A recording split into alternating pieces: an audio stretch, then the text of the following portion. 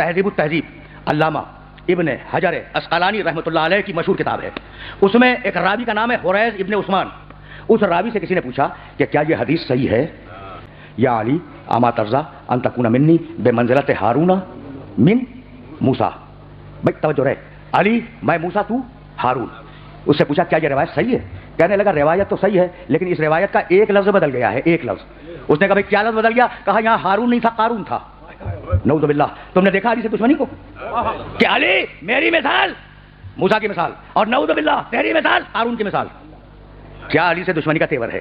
کیا علی سے دشمنی کا انداز ہے؟ لیکن اب راوی نے اگر کوئی بات کہہ دی تو ایک جملہ پھر مجھ سے بھی سنتے جاؤ. بھائی یہی راوی نے کیا کہا کہ رسول نے ہارون نہیں کہا تھا. رسول نے کیا کہا؟ ہارون. علی میں موسیٰ ہوں، نعوذ باللہ تو قارون ہے. تو علی کو قارون سے تشبیہ دی نا.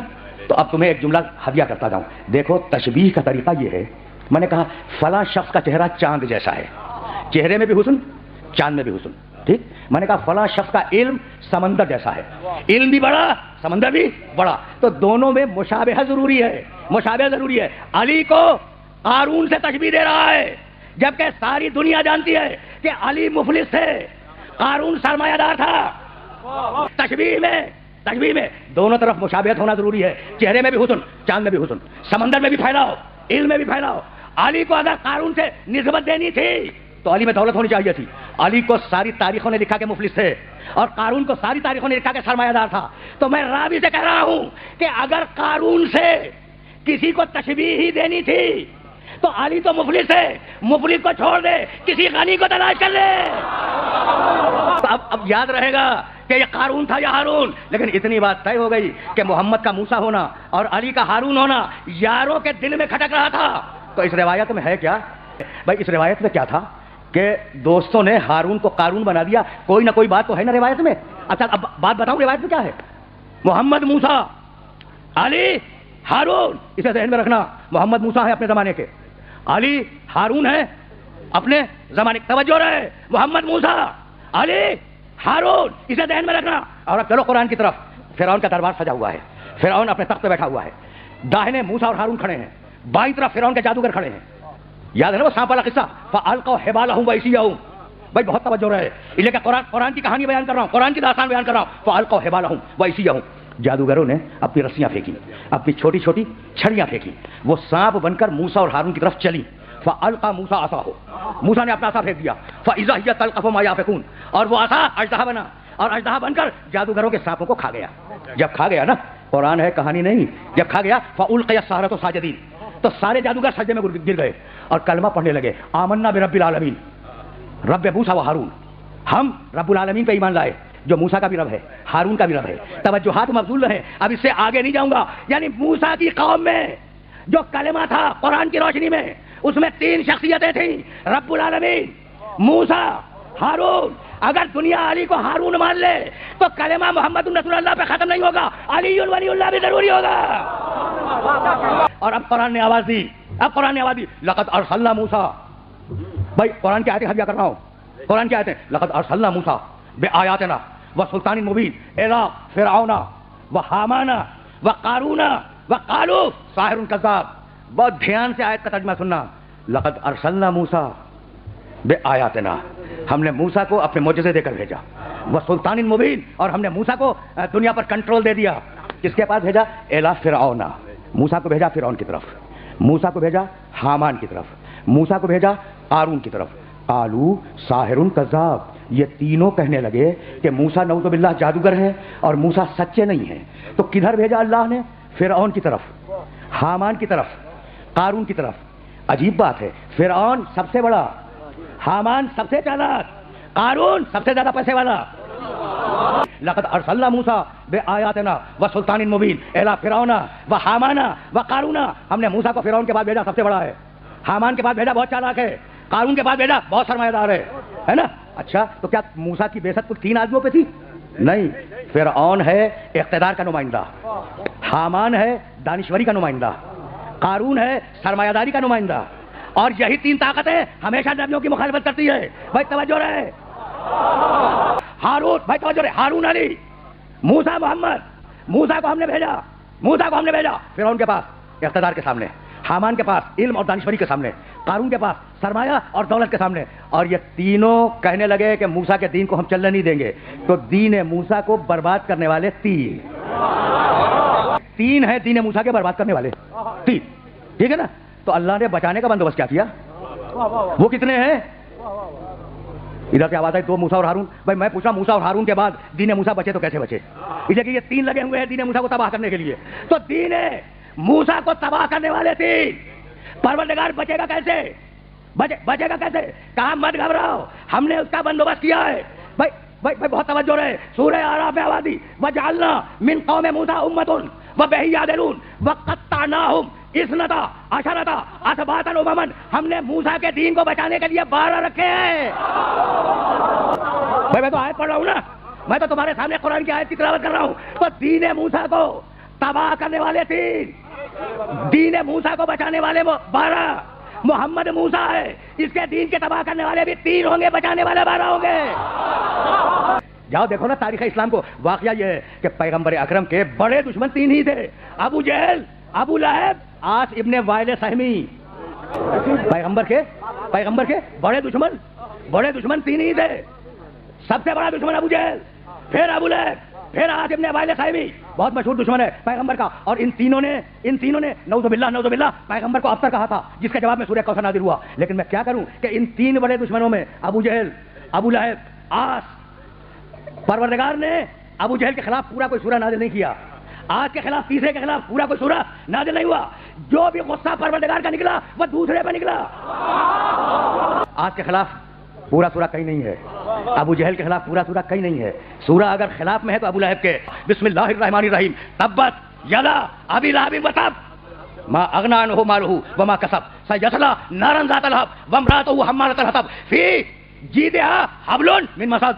ٹوٹ جائیں ابو لہب کے دونوں ہاتھ، ٹوٹ جائیں اور ابو لہب ہلاک ہو جائے. کون کہہ رہا ہے؟ اللہ. ابو لہب کس کا دشمن ہے؟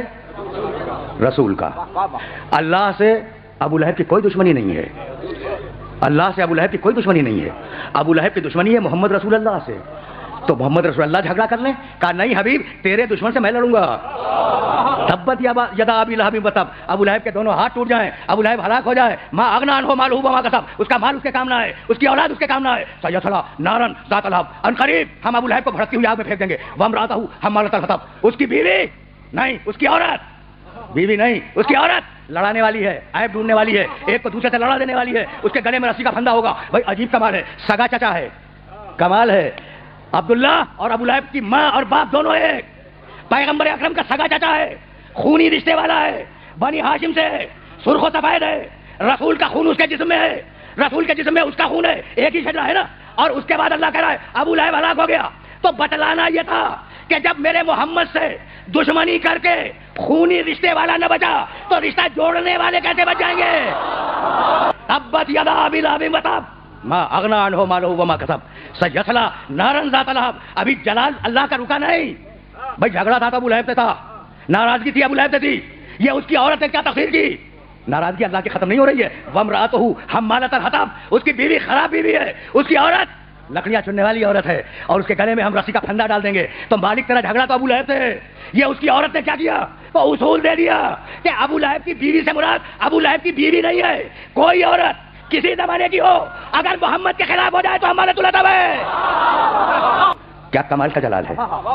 ابو لہب کس کا دشمن؟ رسول کا. جھگڑا کس نے کیا؟ اللہ نے. ٹھیک ہے نا. اور اب جاؤ، تمہارے بچوں تک کو سورہ یاد ہوگا. بسم اللہ الرحمن الرحیم. قل یا ایھا الکافرون لا اعبد ما تعبدون. حبیب کافروں سے تم بات کرو. قل تم بات کرو. کافر کس کا دشمن؟ خدا کا. بات کون کرے؟ محمد. تو اصول بن گیا کہ محمد کے دشمن سے خدا جھگڑے، خدا کے دشمن سے محمد لڑائی کرے. کیا کمال کا معاہدہ ہے اللہ میں اور محمد میں. ابو لہب رسول کا دشمن. جھگڑا کس نے کیا؟ اللہ نے. کافر اللہ کا دشمن. جھگڑا کس نے کیا؟ محمد نے. تو طے یہ ہوا کہ محمد تیرے دشمن سے میں جھگڑوں گا، میرے دشمن سے تو جھگڑے گا. اب ذرا محمد سے آگے بڑھ جاؤ، علی کی منزل آئی. اچھا تو محمد کے دشمن سے خدا لڑے، خدا کے دشمن سے محمد لڑے. اب تاریخ اسلام میں 2 حارث نظر آئے. 2 حارث. ایک حارث ہے خیبر میں، مرہب انتر حارث، یاد ہے نا. اچھا مرہب بہت مشہور ہے، لیکن بڑا بھائی حارث تھا. حارث مرہب انتر. مرہب بھی دوسرا ہے اپنی ترتیب میں، دوسرا بھائی ہے، اور انتر تیسرا بھائی ہے. ٹھیک. تو मरहब की शोहरत इत्तेफाक से ज्यादा हो गई, लेकिन बड़ा भाई है हारिस, है ना। और ये वही हारिस था कि जिसके पास न मालूम कितने मन का गुर्स था। अब वो कहानियां हैं जो तारीखों में लिखी हैं। और जब मुसलमानों की फौजें आती थी तो वो जबान पे कुछ नहीं कहता था, गुर्स उठा के उन्हें दिखा देता था, और वो बड़े एहतराम से वहीं से पलट जाते थे। ये तो तारीख है ना, अब तारीख से तो कोई इनकार नहीं करेगा, ये तो तारीख है। अच्छा, तो ये हारिस कौन है? मरहब का बड़ा भाई। अच्छा, अकीदा क्या है? यहूदी।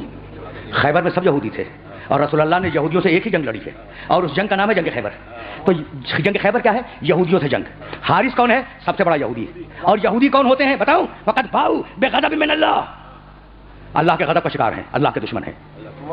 तो हारिस खैबर वाला अल्लाह का दुश्मन। सुन लिया? हारिस खैबर वाला अल्लाह का दुश्मन। मारा किसने? अली ने। तय हो गई ना बात। एक हारिस और है तारीख इस्लाम में, और उसका नाम है हारिस इब्ने नुअमान फ़ोहरी, गदीर खून के मैदान में। याद है ना कि जब बड़े भाई ने छोटे भाई को मौला बना दिया, मोहम्मद ने अली को मौला बना दिया, तो एक मरतबा हारिस इब्ने नुअमान फ़ोहरी बीच मजमे से खड़ा हुआ और कहने लगा कि या रसूल अल्लाह, आपने कहा नमाज पढ़ो, हमने पढ़ी। आपने कहा रोजा रखो, हमने रोजा रखा। आपने कहा ज़कात दो, हमने ज़कात दी। आपने कहा हज करो, आपके साथ हज किया, आपके साथ हज किया। आपने कहा अल्लाह को एक मानो, मान लिया। तो या रसूल अल्लाह, ये जो आप अली को हाकिम बना रहे हैं, तो अपनी मर्जी से या अल्लाह की मर्जी से? कमाल हो गया। नबी का उम्मती है, मगर समझता यह है कि कुछ मर्जी अल्लाह की चलती है, कुछ मर्जी रसूल अपनी चलाता है। सुन रहे हो ना?